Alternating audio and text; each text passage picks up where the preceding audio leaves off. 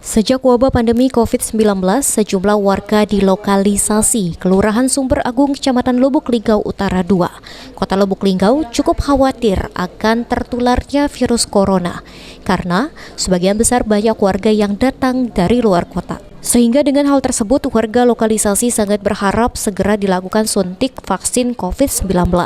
Meski pihaknya juga sudah mengajukan daftar nama warga yang akan divaksin ke pihak kelurahan, namun hingga kini belum jelas realisasinya.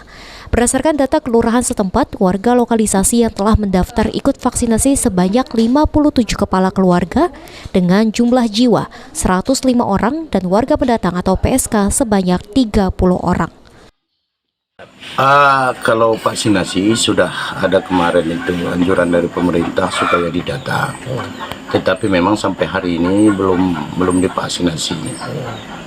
Jadi ya kalau datanya sudah kita serahkan ke kantor lurah, tapi ya itu tadi realisasinya untuk vaksinasinya itu sampai sekarang belum.